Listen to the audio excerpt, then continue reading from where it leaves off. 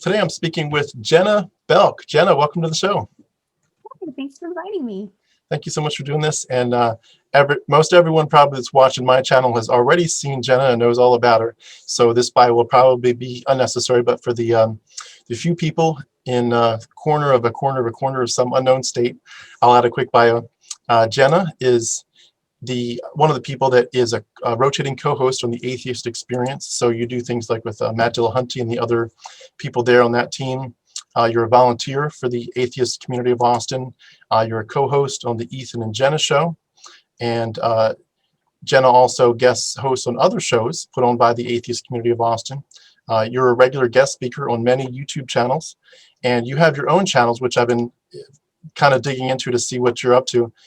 They have interesting names. I'd like to ask you after I mention this to clarify what each one does. So one is called Atheist Stasis, one is called Genesis, and one is called Carotnoisis. Did I pronounce those correctly? Yeah. Okay. And could you clarify what each one is meant to do? So it started with Atheist Stasis, where so right after deconverting, I assumed, so everybody here believes the opposite of what I believed when I was raised. So everybody here will be the exact opposite of everything that I've ever known. And I found out pretty quickly that wasn't the case, that people were pretty extreme and atheists as well. So I was like, it's not like an atheist thing, it's a human thing. So I found out that what I want to do is I want to try to help in bridging that gap between atheist and theist, to where we can talk with each other and talk about, why do you believe this and why do you not believe that, and talk openly. And so to add the word stasis at the end of atheist, I was trying to find this atheist balance, right? This balanced perspective. I like that. I'm curious, do you find yourself surprised by like the spectrum of where people are in terms of like even the question of like they're a hardcore atheist, more like a Richard Dawkins kind of atheist, or they're more like a quasi spirituality atheist? Do you find yourself surprised at some of the places people are landing? Yes. Yeah. Shocked. But it's just a good reminder that everybody's different. No matter what you believe, everybody's different. Yeah. The one, and this is about you, not me, so I don't want to make too many comments here, but I'll just add this real quick. I find it fascinating how many people I talk to that would agree with a lot of the stuff that atheists agree with, but they land in what they would call liberal Christianity. So they're like, I still go to church, I still sing songs, I still pray to Jesus, but yeah, I reject the Bible hook, line, and sinker for this, and it's fascinating to me. But a lot of people do it, and they feel like they do it successfully. So it is interesting to see how people's just backgrounds and personalities come out and all this. Yeah. What are the others? Genesis and Carotnoisis. That's an interesting name. So Carotnoisis was, I decided that I wanted to do like just a very chill painting show, kind of Bob Ross style, Nice. where I'm not nearly as talented as he is. I'm all just abstract and colors and textures, and I'm just, instead of happy trees, it's happy yellow. So I'm just painting and goofing around, and we finally figured out how to get a Discord server up to where people can voice chat with me while I paint for 2 hours. And we're just hanging out chatting. And the name came from an old story that Bob Ross used to tell, that his dad used to tell him. And basically, the best way to catch a rabbit is to go out into the forest somewhere, and you hide behind a tree, and you make some carrot noises. And then when a rabbit runs by, you make some carrot noises, and then you just jump out and grab it. And he says that it works really well until you go out and then you hide behind the tree, and then you try to figure out what noise a carrot makes. So I thought that was kind of a cute, abstract tip off to Bob Ross, naming it that. Do you find yourself too, when you make a mistake, saying, "Oh, let's just turn those into birds"? Well, I do kind of, let's just go with that. I don't know what I'm doing here, but let's just go with that. That's fun. And Genesis, what is that one about?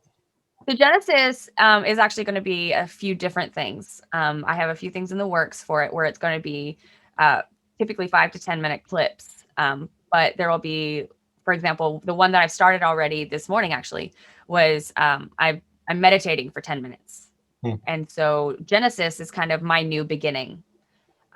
It's me starting over, looking at life from a healthy perspective. That's not atheist or theist. It's not, it's just how to keep going to the next day. And so it's a lot of mental health awareness and a lot of skepticism as well. For example, like when you use the phrase "take it with a grain of salt," what does that mean and why do we use it? You know, so that'll be another kind of session that I'll have, but just that's awesome. New beginnings. But so yeah, so I had a friend that noticed, Eric Murphy noticed that there was a trend with the SIS, and so that's actually, I changed the carrot noises from SES to SIS, and we're branding it now. Yeah, I like that. I like that. I like what you just said about Genesis. I'm brainstorming something similar. I'm sure we've all seen videos or heard a recording where there's people that will make these presentations that are more like affirmations. And I've never personally used them. I'm sure people find it, helpful, but just the idea of with the self-talk where you say you're worth it, you're worth protecting, or you're strong, and you're stronger than you think, whatever it is, these messages that would help you build yourself up and remind you of the truth, as opposed to the voices or the past that's kind of torn you down. And I thought about, there's probably a lot of that kind of stuff that atheists need to tell themselves, especially new atheists, where they're like, this is just so weird. I'm in this weird phase where I just lost my worldview. I lost the afterlife. I lost my prayer life. I lost my church community. This is weird. And it's like you're using your eyes for the first time and you're glad to have escaped, but it's also still a strange new place. And just to have something where you could put it on and just have either just myself or multiple people just giving affirmations as to what that looks like to live a very successful life as an atheist. And so I definitely feel you on that. It's good. It's really good. I'm looking forward to seeing what you come up with that one. Thank you. You have a lot of experience with the Atheist Experience and the atheist community of Austin. Before we get into your background story, could I just ask you, what are some of your favorite things that you have done there, and what is it like to work with Matt Dillahunty? That must be pretty cool, and all the other people there that just are so talented. What is that like? The thing that I miss the most about it is going up there because of the pandemic. The building is closed, and it has been for 6 months now. And so that was what we used to do, is we used to all just go up there and just hang out. It was just a place to play games and talk about things that nobody else wants to talk about, and just be yourself. And now we can't do that. So it kind of stinks. So it's a little bit different now. Volunteering. I hope by the end of next year, we'll be hopefully seeing some of that open up. That's the goal. What historically, when you all were back together, what were your favorite moments with doing the live shows? Honestly, just the days where it wasn't a crowd. Yeah. The days where you just go up there and just whoever swung by, somebody's, we're on vacation driving from Tennessee to, New Mexico, and we stopped by, and just the random people you meet. That was probably my favorite thing. Yeah, I remember seeing too. You did I think it was a one-on-one with Matt a long time ago, where you were just talking through your story, and that was really encouraging. But I appreciate just all the stuff you're doing. I was curious too, when you're doing the live call-in show, does it feel like you're on the spot, in the sense of number one, you've got a camera in your face and it's live. It's not like they can edit things out. But number two, you don't know what question you're going to get. You don't know if you're going to get some Bible thumping, fundamental Baptist person who's just like, you all are going to hell, fire and brimstone, and the Bible's, the Word of God. Or you got someone that's kind of in the middle, just searching and wants to be respectful. Or you got someone that's new agey and wants to talk about crystals. It's you could get so many different questions there. Does that feel weird to be like there's just nothing you can do to prepare for it? Yeah, that's the thing, is when Matt first asked me to be on, I thought that, okay, well, we'll start training, and then in a couple years, I'll be able to try it. And he's like, yeah, how about Sunday? I was like, oh crap. So, but that's the thing. I think that's why he wanted me to do it that quickly, is because there isn't a curriculum that you have to learn. Yes, it's helpful in explaining why you don't believe something, and I'm still learning that. But I think that I think that I help in listening a little bit more rather than explaining. Matt's great at explaining. I'm not good at that yet. Yeah. That's good. So you kind of add a balance to the different personalities there in the studio. Yeah. Do you remember any questions that were like your all-time either favorite or ones that you just like felt like you should laugh at? Like, what a crazy topic that we're getting into here.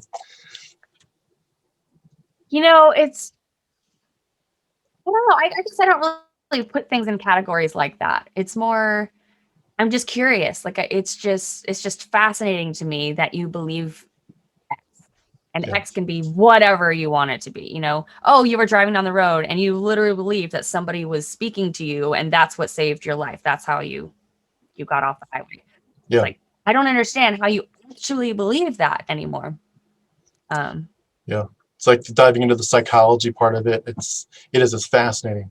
It's absolutely fascinating. I feel like I'm wishing I had more psychology background, and you know, you want to pick up on what the true psychologists that talk about this stuff say, because it's a lot more than just I believe this, you believe that. Let's call it a day, and you know, agree to disagree. Like there's a lot more going on behind the surface.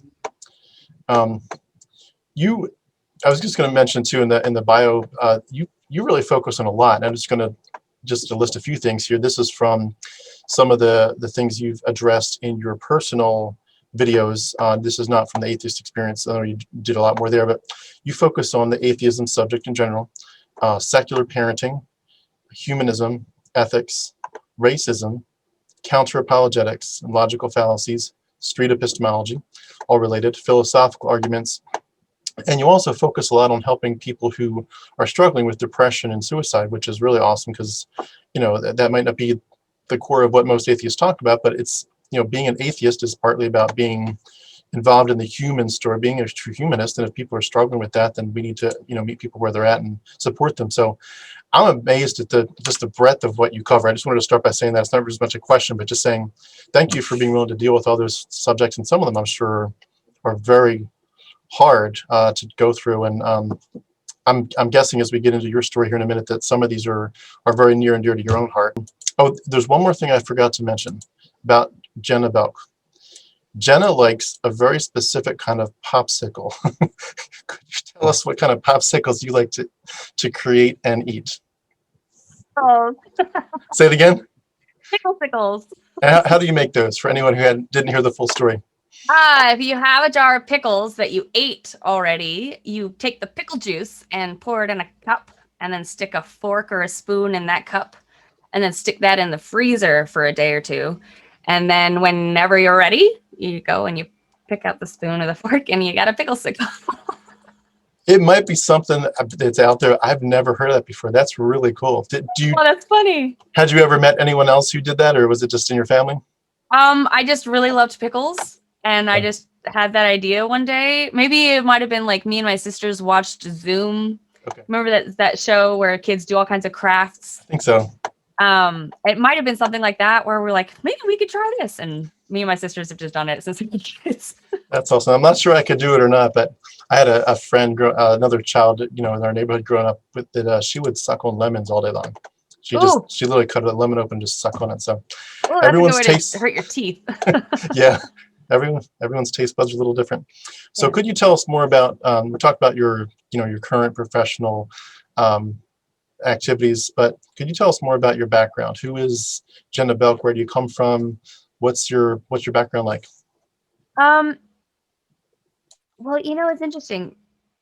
The way that I was raised, being this Catholic girl who's raised in this world that religion is dying and it's our job to save it, and you know, all this, we were raised with kind of this martyr mindset. Be ready to die for Jesus, you know, which I think is pretty typical.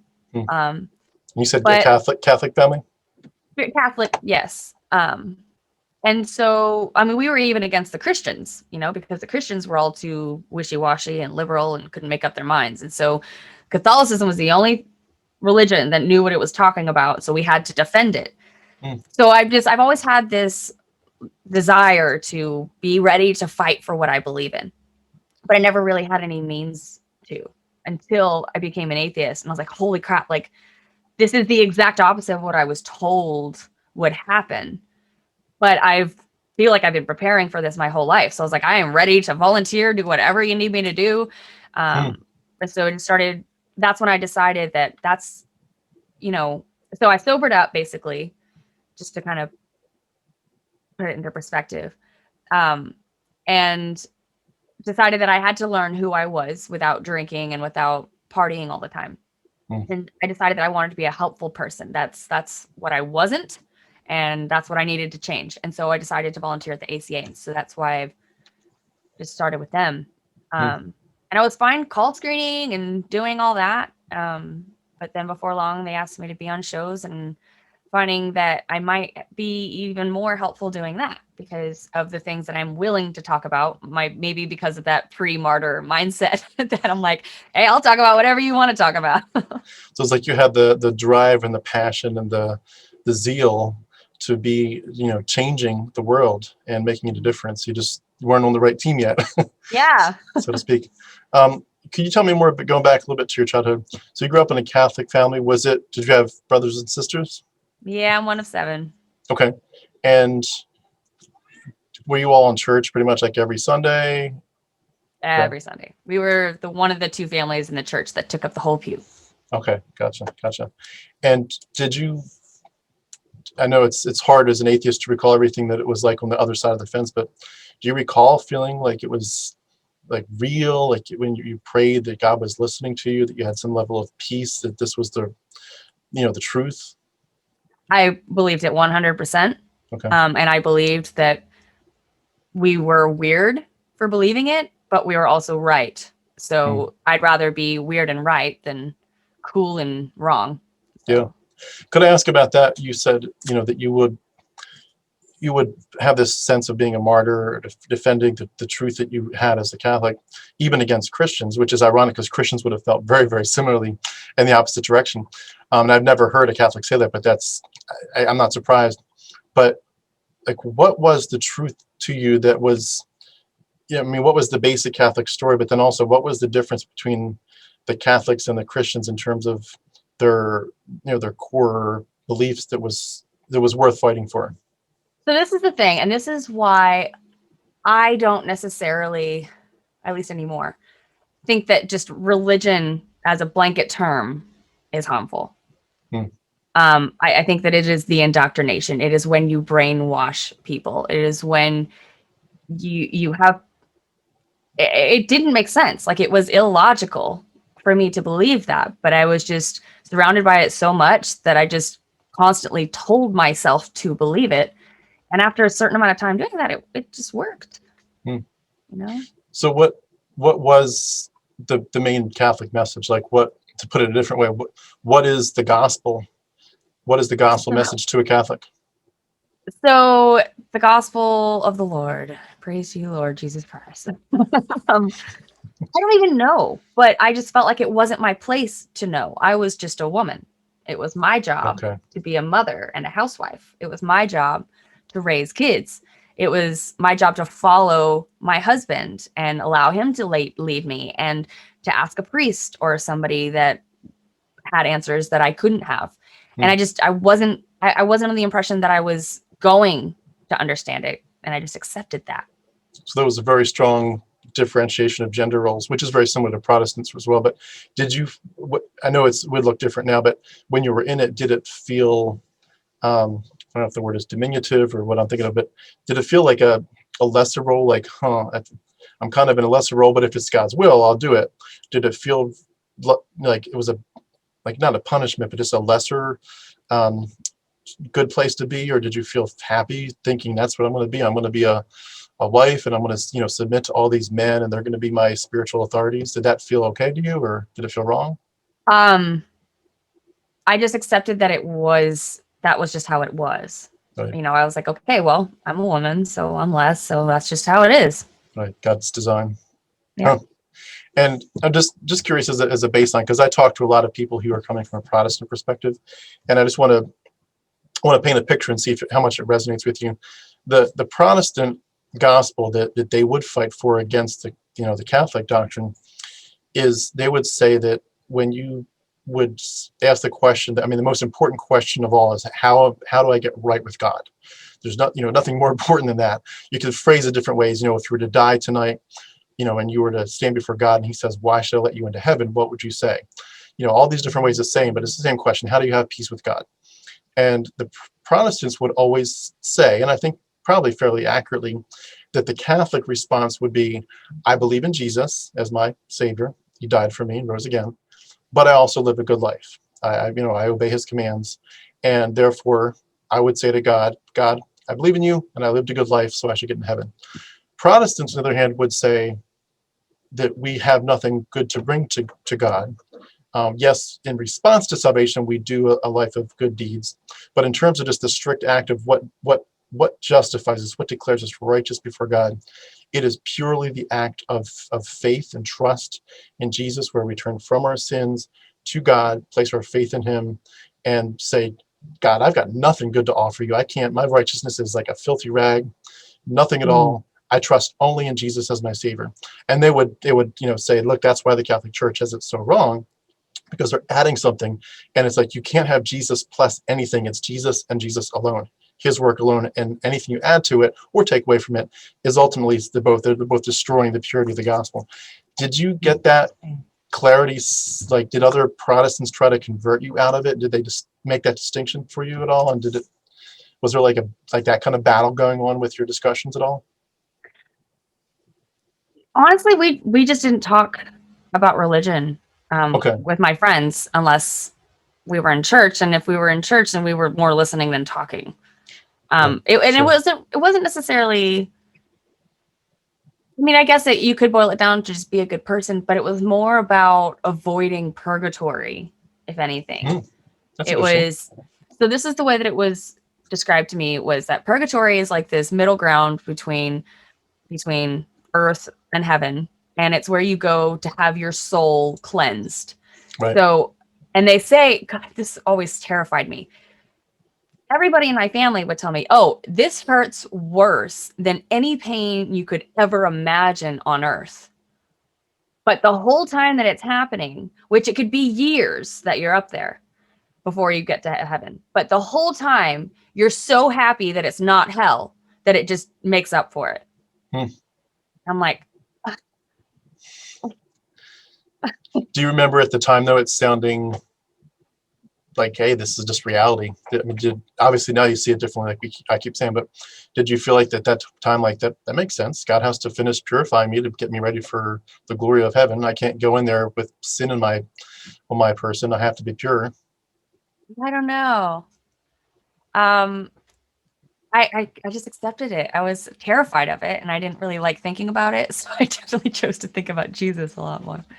Yes, that's a good way to put it. Just have the same way. Just whatever they teach you, you accept it, and that's kind of, I guess that's the mark of the brainwashing. This is really fascinating. I love talking to someone that's from a different background. Like, I've been talking to people recently who are from Church of Christ, which is, I didn't realize how different of an animal that was. I thought it was just a different version of Protestantism. It's apparently a whole different kind of church. But I'm just curious, as you were doing this, obviously you were saying it felt real. It felt like this was reality. At what point, like, what was the earliest point where you started to say, huh, and maybe investigated something? Not necessarily that you were thinking this is going to lead me out of the church or to atheism, but just, huh, something's not working here. Something's not right. Do you remember anything like that when you were a teenager, maybe, or like, when did it first start? There were a couple moments that happened as a kid that came up again later that I was like, oh, I remember this happening. And that was always curious, but I always dropped it. So there's like one where I remember we were on vacation somewhere and we stopped at this restaurant. And so there was me and a sister and one of my brothers sitting at a table. And my brother just randomly out of nowhere just goes, hey, you ever think that if you ran up to Jesus on the street today, like this day and age, on a bus or something, and he told you the things that Jesus said, like about the holes in his hands and all that, would you believe him? And we were like, no. That's awesome. And then he just walked away. He was like, huh. And so, but none of us ever thought any past that. It was just like, oh, that's weird. But then later on, as things happened, like as I grew, got out of the house and slept with someone without being married to them and finding out that that was definitely a good idea, those kinds of things kept coming up again. Like, oh yeah, remember? So. it almost sounds like it's a version of the outsider test for faith. Like if someone said, hey, do you believe that so-and-so rode up on a white horse up to the moon? Like, well, probably wouldn't believe that, right? Well, Right. it's like, but you're doing, you're turning it back on your own religion. That's awesome. Yeah. I'm just curious, if you don't mind me asking, when you say that sleeping with someone was a good idea, are you saying that because it was opening your eyes that this wasn't something to feel guilty about or shameful about, or like what was that? So what did that do to your psyche to have that experience? So I did what I was supposed to do. I was staying a virgin until I was going to get married. And after I graduated, I was with this guy and I was still a virgin. And after spending the night at his house a few nights and his like parents seeing my car there overnight, they'd pull me aside and they would talk to me about, okay, well, you know that scandal is just as bad as the sin itself. And I'm like, what? Like, it's just as bad for you to think that I slept with him as it is for me to sleep with him? Okay. So I'm just going to sleep with him then. So we slept together. And because we slept together, I think that we got even more like quickly attached and became very codependent on each other and moved in with each other like a month later. And after about 9 months of this very compact engagement and learning that I wasn't a very stably emotional person, it was too much for him. And he ended up leaving. And looking back, I realized that that was a good thing, because if we hadn't slept together, if we hadn't lived together for a few months already, we would have gotten married and then found this out. And so I was like, no, so I can't agree to this, to marry someone without knowing what I'm getting into first. So I was like, well, from this point on, I'm going to sleep with somebody before I marry them. Yeah. I'm curious, from a Catholic perspective, did you have to, go to the priest and do some kind of confession as a result of some of those choices, or how does the Catholic Church see that? So I remember after we broke up, I didn't know what to do. And I went to my priest and asked him basically for advice. And I was like, I don't know what to do now. Like, I was looking for advice. And all that he could talk about was the fact that I had lost my virginity to this guy. And like, you can make amends. And I was like, I don't really feel bad about that. So he was so judgy that I didn't trust what he was saying. It's interesting. It sounds like you were already kind of behind the scenes almost processing the whole idea of the purity culture issue. Like your worth is based on your virginity. Your worth is based on, all those things, and that you should be, ashamed if you're not, following the strict guidelines that the supposed, pretend God has set up for you, or at least as the church is interpreting. And it was like, it sounds like there was some skepticism going on behind the scenes. Is that fair to say? There was confusion. Yeah. There were so many things that just didn't make sense. And I felt like that had been my whole life. And all I wanted was for things to make sense. And so that's why people thought I was so annoying. Like, why don't you just let it go? I'm like, because I want it to make sense. It just doesn't. Yeah. That's awesome. That's what should drive us, is for things to be rational and to be something we can defend with our, our mind. That's great. So tell me about the next steps. What began to take you away from, eventually, you come to a deconversion point, but what else came in place? Did you start to investigate certain subjects? Was there people that were atheists around you? Like, what started to move you in that direction? Well, after that breakup, actually, I got even closer to religion because of like Christian music really helped me through that depression. So that was really helpful. And I still went to church every Sunday, but then I got into the service industry and started drinking, and my priorities shifted. So then I became an alcoholic and just spent a few years just basically drinking nonstop. So then I sobered up and then lost a bunch of friends because I wasn't drinking anymore, and had to change jobs because I was waiting tables, which I was serving alcohol, pushing alcohol with alcoholics who were drinking during and after work, just couldn't do it anymore. And so I finally got a job that was administrative and allowed me to get bored So I had just all this time on my hands. And so I just realized that I was wasting it. I was like, I'm not really doing anything with my time. So that's when I started deciding I wanted to volunteer and I wanted to start learning more. So I was like, oh, you know, these documentaries, like that used to be such a bad word in my head, but Netflix had been doing a really good job already of coming up with some really interesting documentaries that keep your attention. And so there was one called The Inexplicable Universe with Neil deGrasse Tyson. I think it was actually on Prime. And that, just listening to him talk in our language, you know, not like this scientist who just using all these words that you've no idea what the hell he's talking about. But he made it interesting, and he was talking about things that we as a human race have known for a period of time. And I was like, how come I've never heard of this before? Like, this seems like so basic. And that just made me so much more curious about, well, what else don't I know? And as I'm sure you know, the more you know you don't know. So I just kept finding out, I don't know anything about that either. Huh?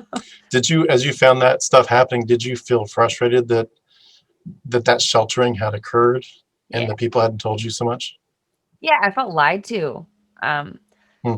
And I've actually recently just talked to my mom about, you know, I think my angry atheist phase is coming to an end because I realize that lying to me implies intent, you know, and I don't think that anybody that I knew was lying to me.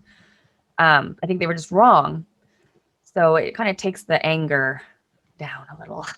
Yeah, I know what you mean. I feel like I'm sort of in the middle between where you're staying. I'm still a little, not per se angry, but in the sense of I feel like if somebody has just grown up with something and they're just used to it, you can kind of see a way to excuse their not taking a rational path or rejecting something bad. But like if someone, you know, grew up in Nazi Germany and they grew up exposed to it, and you're just told from the earliest age, you're the master race, and everyone else that's opposed to you is just gonna, you know, fall in line or get slaughtered. You know, you can kind of see how someone that grew up in that from age, you know, a baby or, you know, a year or two, that they could kind of be like, yeah, this is the way the world works. But at a certain point, like you're like, okay, a certain point when you're at the age of reason and you're at the age where someone can present opposing viewpoints, it's like you're kind of responsible to take a different perspective. Like, for example, the genocide in the Old Testament, I feel like no one ever confronted me on that issue. Like, no one ever said, hey, what do you think about genocide? Isn't that kind of weird that God is so loving, but then he slaughters so many people? But I feel like if I had been confronted by someone, that I would have been kind of responsible to say, now you've got the balls in your court. Like, now you have to make a choice. You didn't. There was no choice before. It was God and God. Now it's God or, you know, a different path. And there's a part of me that feels like if you see a monstrous idea and you choose not to reject it and fight against it, that it kind of makes you a bit of a monster.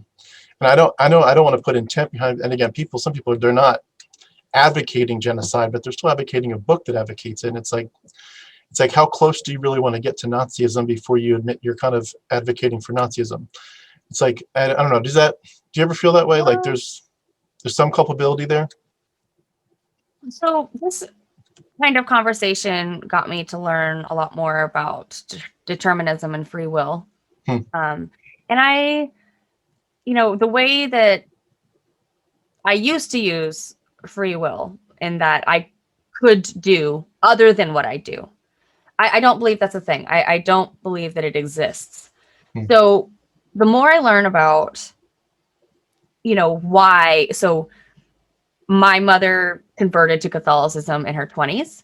My dad was raised Catholic. If I look at how they were raised, I can completely understand why they did each thing that they did. Yeah. You know, and even looking at people like, do you remember Jamal Khashoggi, the journalist who I think so, went missing? Yeah. And I think it was in Saudi Arabia or somewhere. Yeah. And got killed.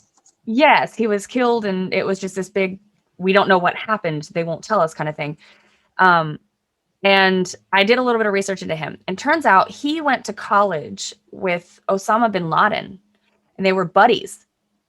And it turns out they were both activists. They both cared a lot. and they just went different directions. Jamal went the journalism on, for the greater good, and Osama went and blew some people up. And so, but both of those kinds of people came from caring. So I thought like it's really important that we try to understand rather than judge or label and name call people who do things we disagree with, because then you're just going to give them even more reason to think that they're right and disagreeing with you. You know?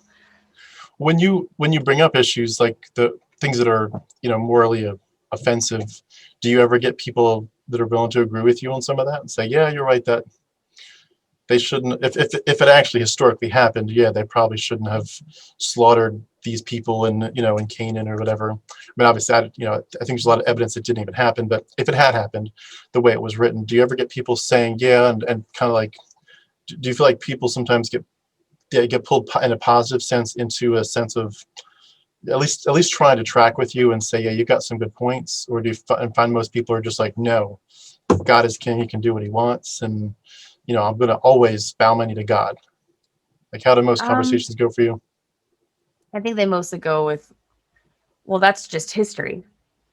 That's just what happened, Okay. And we're trying as good Christians to give God a good reason not to do that kind of thing again, and just however you can justify it is what it is.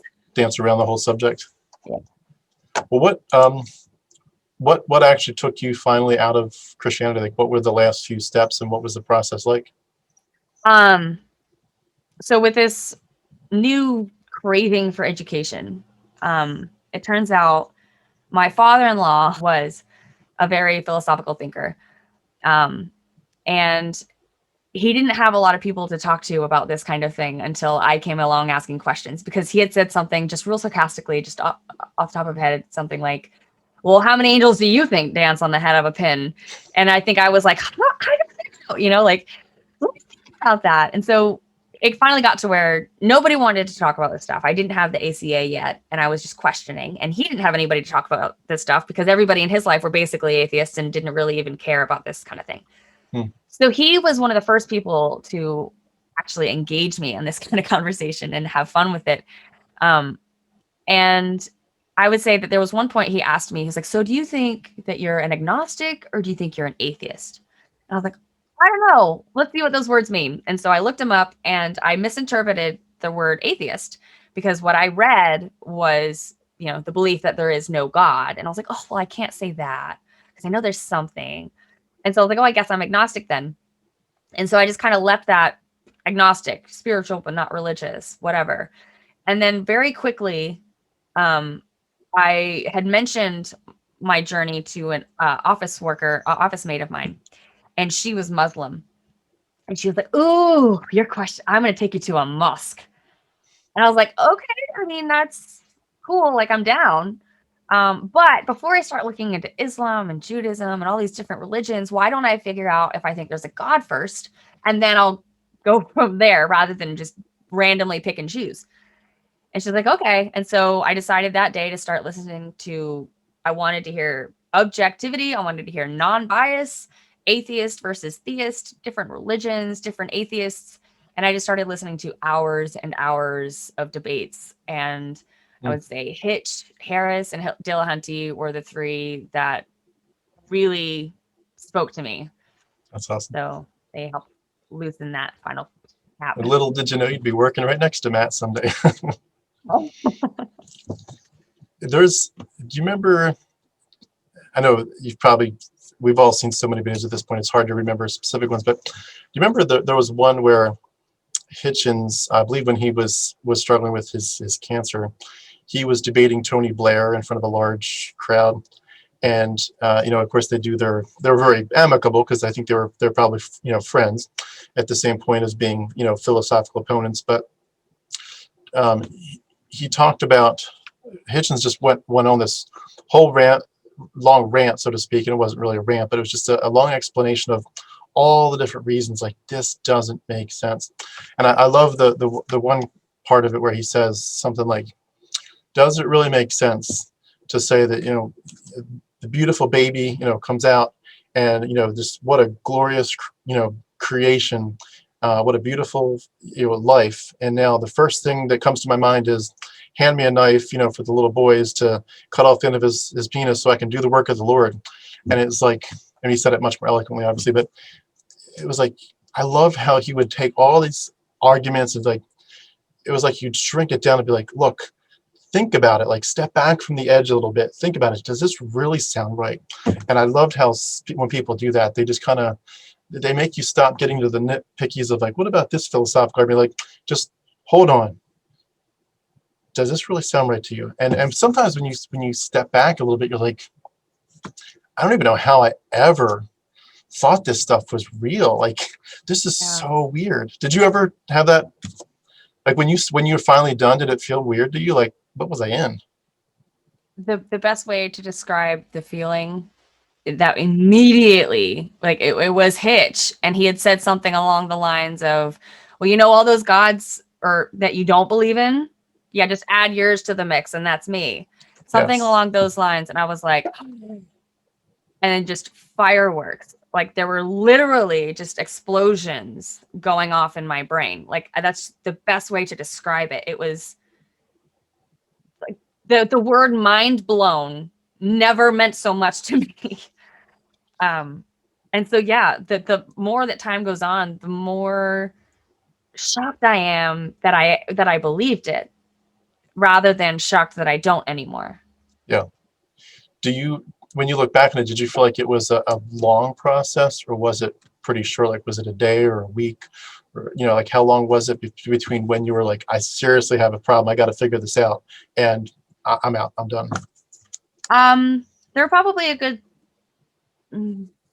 3 or 4 years total of just wandering around, and probably a good 4 to 6 months of hardcore, like I was working 8 hours a day and listening to podcasts 10 or 12 hours a day. Like hours and hours and hours for about 6 months, maybe. That's awesome. So you were clearly sincere in that you needed an answer. You needed to know either this is real or it's not. Yeah. Did you get into any of the, I guess you might call them the more, not the philosophical arguments for or against a God or whatever, but just the actual history, creation of the Bible, of Christianity, of Judaism, just where it came from? Did you get into that at all? Did it appeal to you to study that? Right after deconverting, I thought, holy crap, I'm going to have to go and learn counter apologetics. I was like, oh man, now I had to go learn apologetics so that I can learn how to counter it. I'm like, crap. And then very quickly found SE, straight epistemology. Yeah. I was like, thank God I don't have to do that. I don't have to go and memorize all of your arguments. In fact, I'm glad that I didn't take that approach, because otherwise I would have gone and tried to memorize what I thought people would say about their beliefs, or what they would have been told to say about their beliefs, rather than listen to what they're actually saying and let them represent themselves. Yeah, agreed. Yeah, Anthony Magbosco is awesome. I love that stuff. Right. Oh, he and I are both going to be on XP on Sunday. Awesome. That's fun, but I'll make sure I watch.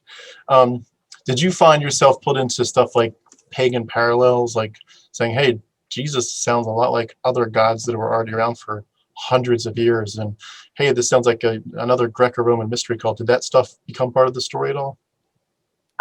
There was actually a point in college where we had to do a research paper on, I forget why, but I decided to do my research paper on Jesus, Gandhi, and Buddha, because they all sounded like pretty cool guys.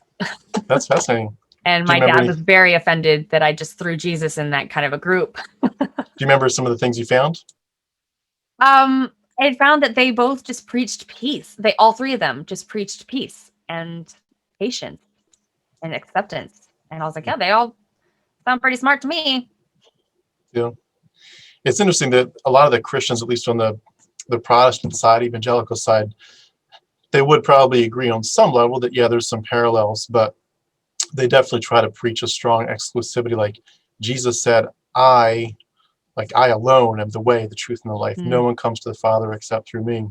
And that it's very much like Jesus has some similarities, but he's still vastly different in that, again, the ultimate question is how to have peace with God. The answer is Christ alone. And I always found it fascinating that as I began to do my digging and research as part of my deconversion, that there may have been a few sayings here or there that were unique, but there was a lot more parallel than I was ever told. I was always told he's so different, and when you actually get the full information, he's so not, and it's amazing. But did you get into it all? Some of the, like, the whole, I'm just curious because everyone's got a little different path of how they take it. But did you get into the whole idea there's a lot of different Christianities at the beginning? There's like, 40 plus gospels. There's 6 different books of Acts. There's all these people writing books, kind of like Bart Ehrman is good at pointing out. There were forgeries and counter forgeries and other books, and all of these Christianities fighting. And it wasn't like there was a Christian church. It was like there were lots of little Christian sects fighting with each other about what it all meant. Did you get into that at all? Well, kind of with the apologetics thing, I thought that I would have to go and learn the origins of the Bible and all that stuff, and actually picked up the Bible that I got for confirmation. The first time that I actually opened it was after I deconverted. Oh, wow. With a pink highlighter, and I was like, I'm gonna highlight everything that doesn't make sense. I got like 2 pages in, and I was like, I'm done. I can't do this. I can't do it anymore. Just didn't have the patience for it. But so I would say that it kind of went in that group where, how they say that there's so many eggs that create your basket, and once enough eggs are broken, you pretty much discard the whole thing. Yeah. So I was glad that apologetics and the origins of the Bible, like, the science behind the resurrection, that kind of stuff. I was like, okay, it's fake enough for me now. I've loosened enough bricks. Yeah. Last question about what you've been, what you studied. Did you get into Astro Theology at all? No. Do you know what I'm referring to? No. Well, it maybe just be the term. Maybe you got into it and just haven't used the term. But the idea that a lot of the stories in the Bible are basically glorified star stories. Have you seen that before? Like, when you see someone like Elijah in the Old Testament, who is riding a chariot, up in the sky, and then they point out that his successor, Elisha, is bald. That's a story of the sun and the moon. And like, for example, Elisha, at one point, it says Elisha was walking, and there was children or young people who were mocking him, saying, "Ha ha, you're bald." And so he curses them in the name of God. And then 2 bears come out of the forest and shred the kid, kill them all, kill the kids. And it specifically says that there were 2 bears and 42 children, which you're like, that's, it's interesting to tell the story, but that's very specific details. 2 bears, 42 children.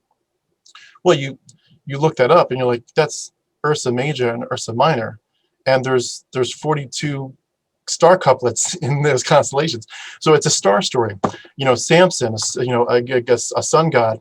He's, the hair is like the emanations of the sun, and it's when it's got when it's brightness. Well, when you cut his hair, he's lost his power, and he's got specifically 7 locks of hair, and all kinds of amazing analogies to different parts of what's going on in the heavens with the equinoxes and the solstices and so forth, the constellations.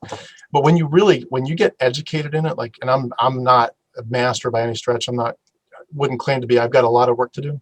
But like, when you look at it and you see stuff like, and I'm getting excited now because I don't want to get off track too much. But like, when you look at details, like there's this man with a pitcher in the beginning of Mark, and you start to feel, oh, that's Aquarius, and you start to go through, oh, there's a Virgin, Virgo, and you go through this whole thing, and then you find out, oh, you're looking at like minor Judas with a kiss. Why does it have to be with a kiss? And why does it have to be 30 pieces of silver? And and all of a sudden you're like, shoot, this is all star stories. This is all star stuff. And it makes you just kind of like shake your head. You're like, this is ridiculous. I actually thought this stuff was history. And they're just constellation stories. A lot of it really is. And it's amazing. Anyway, I'm getting us off track. I do encourage you though to if you have interest, it's amazing. Astro Theology is an amazing part of this. Do you, as you get exited, was it easy for you? Was it hard? Like, some people I've heard go into major depressions. Like, what was that like in the first week, month, 6 months after you exited? Exhilarating. Really? I cannot, like, I was so relieved. I felt like the weight of the world had literally been removed from my shoulders because, like I mentioned earlier, like I just wanted things to make sense, and just nothing made sense. When it comes to how to know what to do, I was like, I just don't know how to tell. You say to do this and you say to do that, and none of it works. So here I am, just stuck by myself, trying to figure it out all on my own. And Was I'm there like, oh any wait, there's like scientists that have was there ideas. was there any part of it that felt like a loss to you? The loss of, I would just say, not even a loss, just an alteration of my every relationship that I've had. Hmm. Now some of them have changed for the better. Most of them have changed to just something I don't even recognize anymore, and so I don't even know if it's good anymore. Hmm. I know some people, they would come to the conclusion, as I have, that the likelihood of there being an afterlife is pretty much slim to none, and that reality is very hard, especially if you've got loved ones that have gone on and you were otherwise expecting to see them again. Do you have any sense that you still believe in some kind of afterlife, and where are you with that? And if you don't, or if you're leaning towards no, did that part hurt you at all? I've always been weird about death. Like I think back when I was the first death in my family, I think it was my grandpa, and I think I was about 7. And I just remember looking around, looking at my older and younger siblings and everyone, and just being so confused why everybody was so sad. Hmm. And now I think it's because I'd only met my grandpa a couple times. So it's not like we had this crazy close relationship. It's not like my life was any different. But that was why I was so confused, why everybody was so sad. I was like, is everybody's life going to be so different, Um, Hmm. but I hadn't really lost anybody close to me until this July. And that was my father-in-law. And so I don't think that I ever really had to deal with grief until I was already an atheist and already thought about this stuff and already realized that I just don't think that there is anything. And so it's actually made it much easier for me to accept, I think, than it would have been to wonder, oh my God, are they in hell? Are they in purgatory? Are they a ghost just walking around and watching me all the time? I think that would be even more terrifying. Yeah. Did you struggle at all with the leap from Christianity to atheism, by way of, like, whether or not you'd really investigated all of the other potentials for explaining the world? Like for example, I've been speaking to a professor, awesome guy over in the Netherlands. We've done a couple interviews, but he was telling me that, to him, like, he understands what I mean when I say I was a Christian and I deconverted and now I'm an atheist. But he said, you got to remember, philosophically, just because Christianity is wrong, it's not a correct perspective on the world, that doesn't mean that there's no God. And he said, I would technically be an atheist too, but I'm not really comfortable with the term. He says, and he says, part of it is just that there's this misunderstanding of what it means.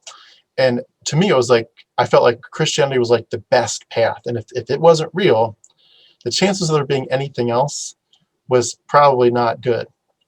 And so I kind of felt like if this crumbles, and it did eventually, then there's probably no God. Obviously, none of us is going to say we know for sure, but we're going to say there was no evidence right now. We don't see any evidence to believe, and the fact that there is no evidence is kind of like, that's condemning. Like, you would think that if there was a God that really wanted a relationship, that God would have spoken or communicated in some level. And so it was like, I just don't think there's anything left. But do you feel like there was that a hard leap for you, or did you feel like you did enough digging with your paper on Buddhism and all that, where you kind of had explored the others, and did you feel tempted to go to those others at all, as maybe that's the path? I felt like it would have been random. And I think Yeah. that's why I went straight to the, do I believe in a God at all? because I had heard so many interpretations of what God actually was. And I think what it comes down to is, that whole like energy thing that you feel. What if that's energy? Do you see what I'm saying? Mm-hmm. Like people feel like, oh, well, this energy thing that I'm feeling, that must be something else. Yeah, like they're blaming it on God or the Holy Spirit, and it's not. No, like what if it's just energy? Yeah.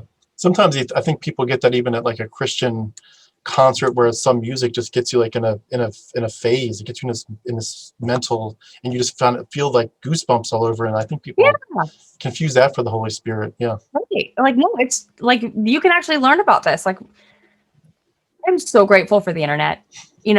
Right after deconverting, somebody had asked me, if you were to create a new government, how would you build it and what would you consider essential?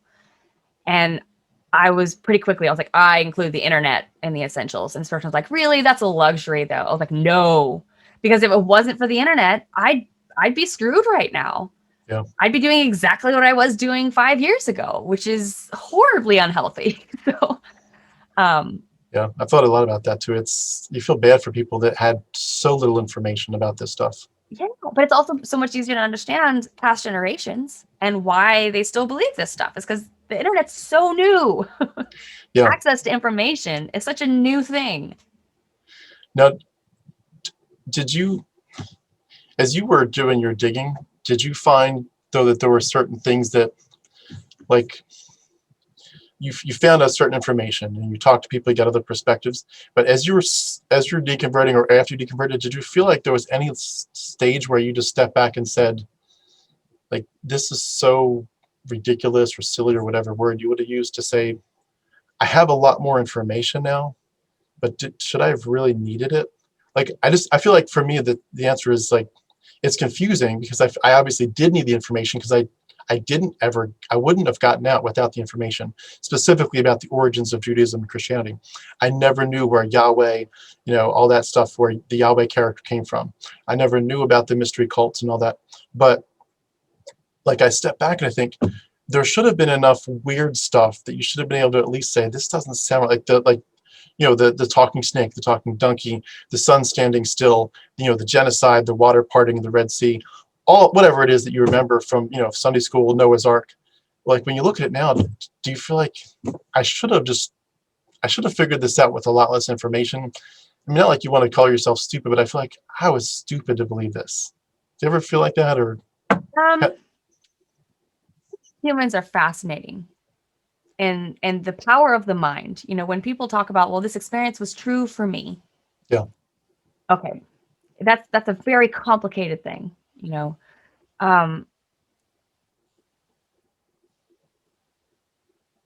I just justified it. Like, so when it comes to the evolution versus creationism, I thought, okay, well, since we know that evolution is a thing, which was taught in the small public school that I even went to in the Bible Belt, I was also taught creationism. And so I was like, okay, well, how could this make sense? Well, maybe Adam and Eve were apes. And I just kind of went with that. And but that's what I did with everything. That's what I did with anything that I heard two different stories. Okay, well, how could they both be true? All right, well, let's just appease myself. But I think, I don't know. I'm not too hard on myself because I think it makes sense because I just did what I knew how to do. I just wanted it to make sense. Yeah, I agree. And if there's a part of it where it in one sense, it doesn't make a difference. It's water under the bridge. We were stuck for whatever reason we didn't think through issues that we maybe could have thought through better, or maybe we couldn't have, who knows. But thankfully we did think through them at some point. Although I will admit I get jealous of people that like, I was 15 or 20 and I figured out this doesn't make sense. They're like, I never really believed. I'm like, oh man. It took me 43 years to figure it out. I mean, I was neck deep in this. I went to Bible college to be a pastor, mission school to do cross-cultural Bible translation, like in a jungle tribal environment. I memorized thousands of verses. I was neck deep in this stuff, and it just I kind of feel like I beat myself up a little bit. Maybe I shouldn't, but I'm like, you should have known. You had enough information. Yes, the extra information pushed you way over. I mean, it was not even to the edge. It was like miles over the edge once I realized what was going on. But and I feel like if I left with like 1,000 reasons to deconvert, I feel like I add another dozen or so reasons every week. But it's like, I don't know. I've have a kind of a love-hate relationship with my ability to have thought about these things as a young person, and I do kind of think well, I guess what the takeaway for me is like, if you were able to have so much information and yet make such a crappy decision for so long, for decades, like, is there anything else that could be happening like that you still need to think through? And I mean, it's a good thing. It motivates you to say, are you still doing something like that? You know, what part of you is missing? What part of you still has blinders on? So I think that's hopefully a good takeaway. You know, there are so many people that never figure this out, that never, like, my grandpa died a couple years ago believing this stuff. Like, he had to go his whole life believing this.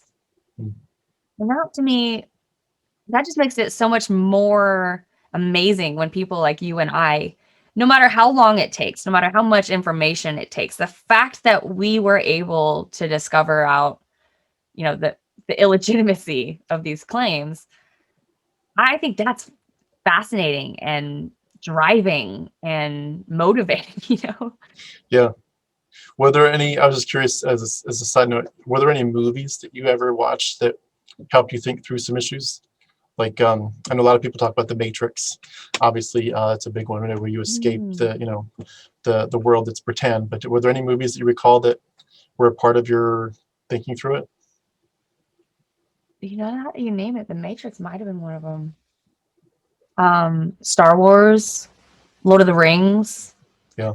Harry Potter was actually a big part of it because, so my mom was a librarian. My mom loved how much I read, but I had very many Catholic family members that were Catholic a lot longer than she was that said that Harry Potter was evil. And I was so confused. I was like, well, how can Harry Potter be evil, but not the Lord of the Rings?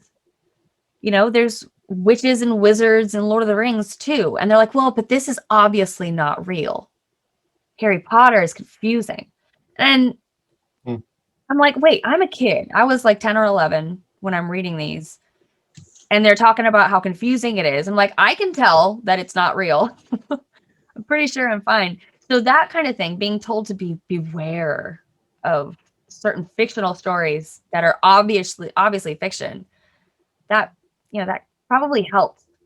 And that the good and evil messages that were being sent through the Harry Potter books, even though I was being told that they were evil, you know, the message that it sent about how to be good and love is the strongest magic that there is. I was like, I mean, y'all have to be wrong, you know? Exactly. I think for me, the movies like The Matrix, and just even I was thinking The Truman Show, even though it's not about religion, but just the whole idea of like there's a whole different world out there, and that's honestly for Christians, especially from my background, you know, very conservative evangelical Christians, the sheltering is off the charts.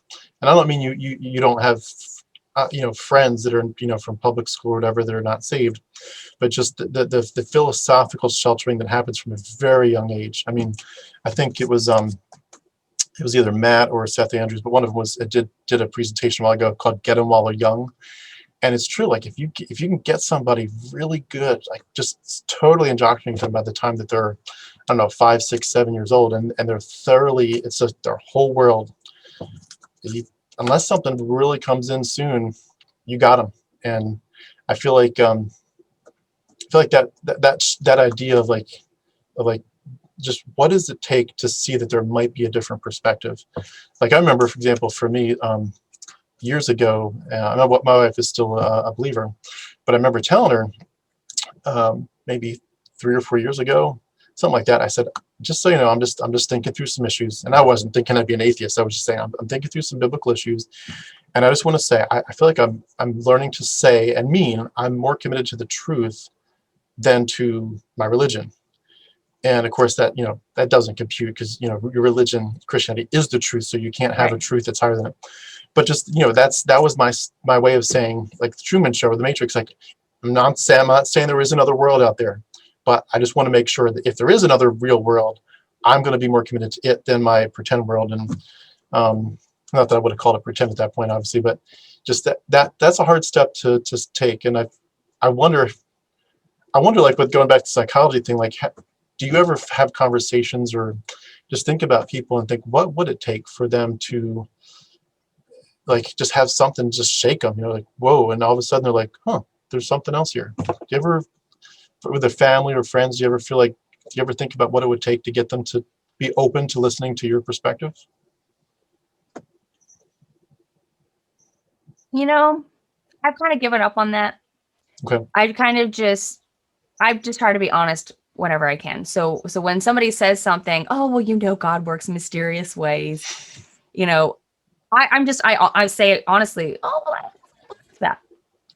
And I just say that. And if somebody wants to talk to me about it, then they'll ask. And if they don't want to talk about it, they will change the subject. And I'm okay with that. Yeah. For me, it wasn't trying to find this different world. I was so convinced still throughout all of this questioning that there was a God, that it wasn't, well, is there another world? But it was, which God is it? Yeah. And are all of these people wrong about which God it is?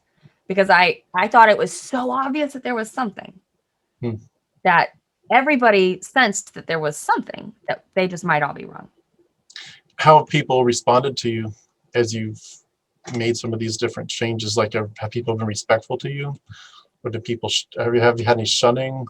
Not like Amish shunning, but just where they're kind of ignoring you for the most part. Are most people staying connected with you? Like, what was the response like since you left? Well, so I had one cousin that I was very, very close to back when I was drinking. Like, he and I would go out drinking 3, sometimes 4 nights a week, like every week for a couple years. We were really close. And he's still Catholic. I became an atheist because what happened was I basically decided to sober up, and he started bartending downtown. So we were up at different times and saw a little less of each other. And eventually, after I deconverted, I was like, oh, well, he and I are really close. Like, we'll be able to talk. And I had just learned about SE and started asking him questions that really put him on his guard. And after that conversation, didn't hear from him for about a year, and tried to talk to him about, I was like, oh, yeah, how about we try to get back in touch? And he was like, I don't know if I want to. I was like, well, what do you mean? He was like, well, what are we going to talk about? We don't agree on anything anymore. And so it took me a while to actually convince him to agree to try to talk to me again. And after I finally got him to agree, I realized, holy crap, that took a lot of work just to get him to agree. I don't know that we can talk about anything. And, the last time I'd seen him, he had come to the conclusion that I just liked having sex. And that's why I was an atheist. It's just like, I just don't understand. Like, there's just this thing between us now. But he's pretty indoctrinated, but I also have a best friend who is still a Christian, and she and I can talk about anything. In fact, she's had a couple miscarriages. I'm pregnant, and I've announced that I'm pregnant very early, considering I'm pro-choice as well. And so that was very confusing for her. But because of the kind of relationship that we have, and I'm very thankful for, she felt comfortable talking to me about it and being open and honest with me. And I think those are the kinds of relationships that I want to hold on to. The ones that I have to fight you to talk to me. I'm not about fighting for that anymore. Yeah. Do you, when you see people like that, especially like in your family or close friends that are more like, they're obviously brainwashed, but they're like, they're more than brainwashed passively. They're like actively like, I'm going to protect my mind from you or ignore you. Yeah. Knowing that they either are going to have children or have children, all that, do you feel any angst about just knowing that kids, whether the kids that you're ever going to see or just kids in general, just knowing that there's kids growing up with this, being absolutely psychologically set up to believe, that that there's a God and he's probably pretty angry with you, and the blood magic is where it's at. You need blood magic to be right with God, and it's as a Christian we wouldn't have said this, but it's basically a death cult. It's like that they're going to be told that this is this beautiful story, that like this is the one true mythology. There's mythologies all over, but this is the one true one. And the blood magic is not blood magic, it's blood atonement, and it's beautiful, and God loves you, and just all that stuff. And you're like, what a mind job. Like, does it give you angst? Do you feel like where do you go with it? How do you deal with knowing that there's kids going through this, that for whom some of them will never get the information you've got? I would say that I remind myself that there have been people like that all throughout human history. And considering what I've learned about history, it looks to me like it's getting significantly better every generation. And that I think that the key ingredient to being a skeptical humanist is exposure. And I think that with the internet, with access that we have to each other these days, I think that it is inevitable that this generation of nuns will keep growing. I'm honestly not worried about it. If I came through that and pretty much on my own, I'm pretty confident that anybody can. It would just take the desire and the exposure. Yeah, that's a good point. I sometimes daydream, like, I wonder how many generations it will take. Well, in 200 years, will Christianity be the minority? I think I would just settle for now for it being not the center. Like it's like a default. Like, of course we're going to have a Christian president. Of course we're going to nominate Christians to the Supreme Court. And it's like, I don't, Christian people are going to believe what they're going to believe, and they need to be respected in that.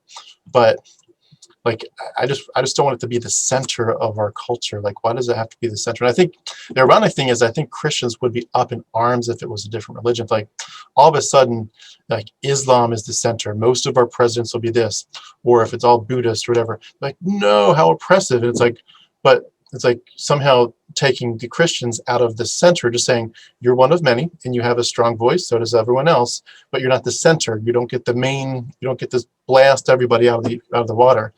It's like that's somehow persecution, and it's an interesting dynamic seeing that persecution complex. And I understand it because I came from it in a sense, but it's fascinating to see how they need that power. But I do think it, like you said, it's every generation it's getting better. And I'd be curious if I know I won't live that long, obviously, but I'd be curious if I could see in the future how many generations it'll take to have it kind of go the way of Zeus and Thor. Like, it's interesting mythology, but it's not real. I think something else will take its place. Yeah, I mean, looking that's at true. karma and rock energy and essential oils, and there's so many things that I think people are like. No, I think that the further that we get away from this religious aspect of woo, and the more broadened this woo concept becomes, the more likely it is to fizzle out. Yeah. Agreed. Yeah. I think the fact that it used to just be like Catholic, Muslim, or Jew, like that was it not long ago. The fact that we have so much more, I think it's a good thing. I think that's a good sign. Yeah, absolutely. Well, just rounding out your journey, I wanted to wrap up by kind of asking, what does it look like to live as an atheist? Because there's probably a lot of people that would watch your channel or channels like ours and would say, you have some interesting points, but I'm still not sure. I don't know if you're right or if you've just gone to an extreme. Because there are a lot of people, we all tend to go to extremes. They might look at the word atheist and just say that just doesn't sound right to me. But one of the things I think people get scared at is it just feels like there's nothing.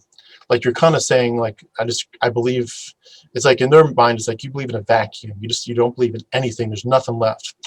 And in a certain sense, you're obviously, you're taking what a lot of people say is the main core of the correct worldview, and you're saying, no, I'm putting that to the side. It's not real.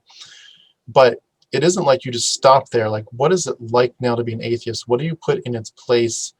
And I guess maybe I'm asking, like, in the sense of aim it toward a person who is seriously thinking about these issues, but just feels like atheism just sounds like it's so negative or weird. Like, how would you paint the picture to someone that's trying to understand what your life is like? I would say that just like anybody else, when you lose a belief, you investigate it. You figure out what to replace it with. So if I were to say that I lost my belief in creationism, then I've replaced it with evolution. I've learned that science isn't nothing. It did seem like a really boring foreign language to me before, but since I've found some people who know how to translate science to people language, I've learned some terms, and I've learned enough that I can somewhat understand the science lingo sometimes, and the picture just keeps getting clearer. And the picture now no longer looks like this Neverland. It looks like planet Earth, and it's becoming more and more beautiful with every single detail. Now that, think about it, a rainbow.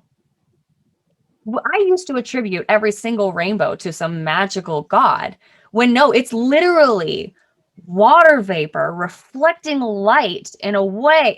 It's fascinating. That's just water that makes that. Yep. It's so much cooler to me. So if I feel like I've lost something, I just go and learn more about it. And there's something that you can replace it with. If it's death or spirituality or whatever, the fact that we are stardust, we came from stars. Go look deeper into that. That's fascinating to me. That's satisfying to me. Yeah, absolutely. And for anyone who is looking at it too from the perspective of, whether they've listened to, my story, your story, or someone else's, and they're starting to pick up on this, and maybe they, come across our chat, and they're kind of like, where do I even start? Like, I feel lost. I don't know if I agree with, my parents or my pastor or whatever, my priest, but I'd like to figure out what's real and what's not. I'd like to start to slice this up and dig through it. And I'm just confused. Like, who are some of the people that you'd recommend that they start to read up on, listen to, and just like, what are the directions you'd encourage them to go in to start to think through it carefully, without just saying, oh, I'm just going to go to the Christian apologists and see what they say to defend the faith, but to say, well, the other side has some other information that you really need to, like, where would you direct people to go for that? I'm not going to give anybody a specific place, just that if you find that you're interested in knowing more about something, go and look it up, and from multiple sources, from people that you think you'll agree with, from people that you think you'll disagree with, and try to learn how to tell, what's true, and entertain yourself with it. Like, it can be fun. Yeah, that's good advice. Yeah, and it's amazing how much better it feels when you do get both sides of the equation. It's like, okay, I feel like I've done my homework now, as opposed to just I went with the party line. Well, it really helps to surround yourself with people like skeptics, to kind of, because we are human. It is so natural to just trust yourself 100%. And it takes practice catching yourself stopping doing that before you can actually stop doing that. So yeah, to put yourself around people, hey, when I say something that you're skeptical of, tell me, and then I'll reevaluate it as well. There's nothing wrong with that. Exactly. And I love too just the idea of being like a Renaissance person, where you're just a learner, a lifelong learner. You're not like, I've stopped learning. And to me, one of the coolest things has been, like, when I left, I probably had maybe 4 or 5-ish, I'm just picking a number, but 4 or 5-ish big topics, or like, these topics I studied in great detail, and they were enough to take me way over the edge, way out of Christianity, by leaps and bounds. But I kind of felt like, at the time, like, well, if I just had these 4 or 5 topics that I'd, like, say in Bible college, they had really nailed it. Like, they just talked to the nth degree about these 5 topics. That would have been enough to deconvert. They never said a word about it. They were completely mum about it, so it never happened. But what's happened since then is, like, I find myself adding something new, maybe every 2 or 3 months. So I'm like, oh, that's totally relevant to this discussion. Like, for example, I'm sure you've done your homework on this already, but it was news to me about how they wove the Greek epic works into the New Testament, with the Iliad and the Odyssey being written into Luke and Acts, and how even the Euripides Bacchae was written into the New Testament. And you see, with like Dennis MacDonald stuff, when you see that, you're like, oh wow, they wove Greek epic works into this. Like, that wasn't my original focus. Was the pagan parallels, it was the mystery cults, it was some astro theology, and they're like, oh wow, I just figured out now there's Greek stuff to this, and it kind of adds to it. And but it took hanging out with the right people, going to the right channels where people were asking these questions that I didn't even know how to ask. Yeah. And it's like, and I could add another 5 or 10 examples, but it's like, once you start to go into places where they're asking these questions, you find out that there's better questions. Like you and I might have some questions, but there's other people asking questions. You're like, you know what, that question's even better. And that's just, it's like it never ends. And all of a sudden you go on this journey. And of course, some people don't really need to know too much about it, because it's like, I figured it out, it's mythology, I'm done. But certain people like myself, I'm like, I want to be better equipped to help other people, so I need to keep studying to answer all those questions, so that I can help people figure out, where did this book come from. Well, it's actually gotten me to discover a new subject. Have you heard of big history? No. Sounds interesting. It's my favorite thing on the planet now.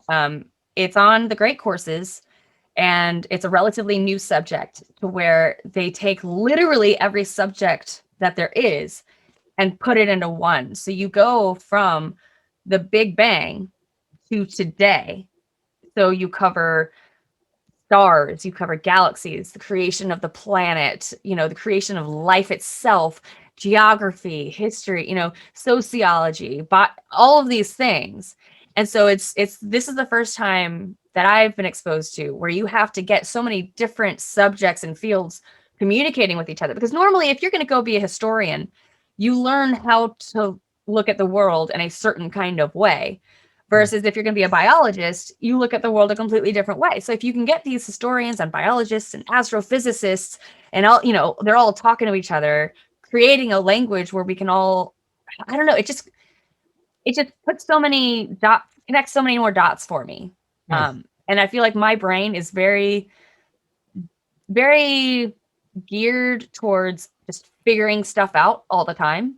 Yep. And I feel like this is a very rewarding subject, to figure out, oh, that links to that, which links to that, which links to that. It's just fascinating. It's called Big History, you said? Big History. I like that. I don't know if it's the same or even the same category, but it reminds me from your description a little bit about when Neil deGrasse Tyson did the Cosmos series. They had the first one was a launch, and it may have been a little bit longer of a time slot, but where they just kind of painted like, we're about to launch into all these topics, but before we launch into any of them, let's put the whole thing into a big picture. And they had this big, I'm sure with the green screen, they made it look like he was walking on this huge calendar from January to December. And he said, and so when you look at it, humans don't even come into the picture until I forget what he said, December 31st. 5 minutes before midnight. Yeah. Yeah. It's but he said, until you have that big picture of all this, you can't really see yourself. You're mentally just thinking, oh, we came in the picture, January 5th or February 1st. It's like, no, you came at the very end of the very end of the very end. There's a lot more to just understanding how difficult it is for the human brain to differentiate between the numbers 1 billion and 1 trillion. Those, the only difference is 2 letters to us. It's like, oh, and an extra couple zeros. But those numbers are so hard for us to grasp unless you put it in a January to December 5 minutes before midnight kind of perspective, and that's just so helpful. It is. That's awesome.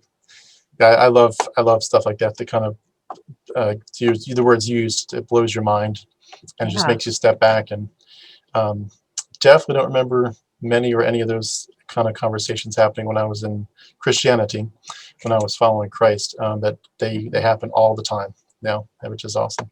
Awesome.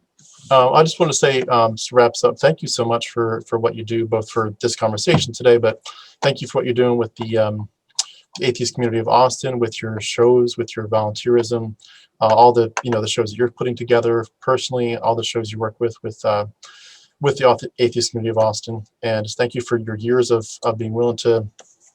Sounds like you've had a lot of different experiences, and with all of them, you've just put so much passion, so much